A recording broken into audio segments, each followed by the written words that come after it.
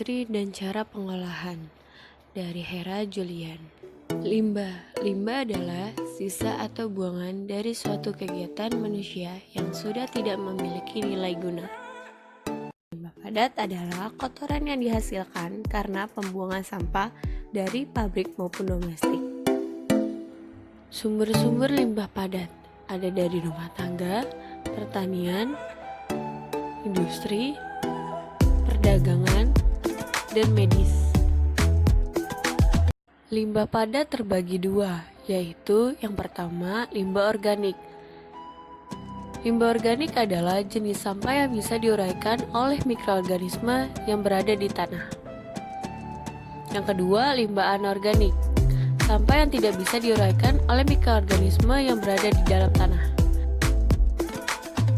Perbedaan limbah organik dan anorganik. Yang pertama, limbah organik berasal dari makhluk hidup mengandung unsur karbon alami berupa karbohidrat. Rantai kimianya sederhana, mudah diurai oleh mikroorganisme, mudah busuk, menghasilkan gas metan. Yang kedua, limbah anorganik berasal dari proses industri, tidak mengandung karbon alami, sulit terurai, sulit membusuk, tidak menghasilkan gas metan.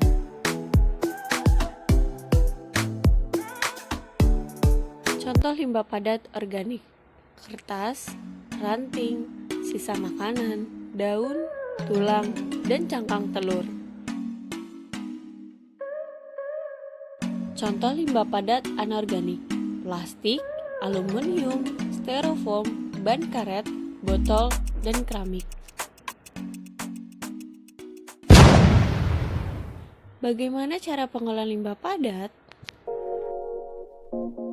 Cara pengolahan limbah organik dapat dibuat dengan pembuatan kompos.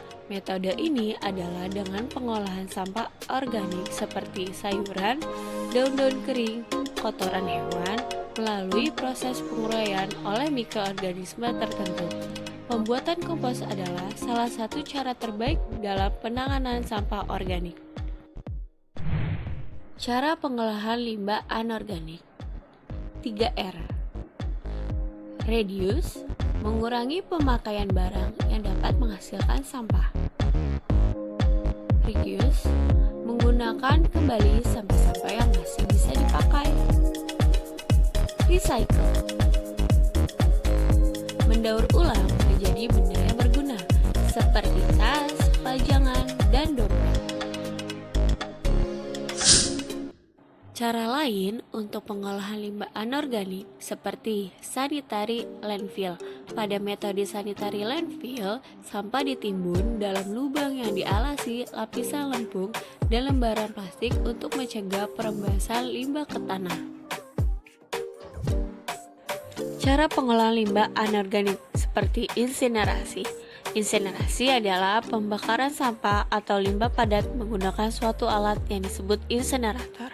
Kelebihan dari proses insinerasi adalah volume sampah berkurang sangat banyak, bisa mencapai 90%. Selain itu, proses insinerasi menghasilkan panas yang dapat dimanfaatkan untuk menghasilkan listrik atau untuk memanas ruangan. Permasalahan pembuangan limbah dan penyebabnya. Penanganan limbah di Indonesia masih secara konvensional atau terbelakang dalam memperlakukan sampah.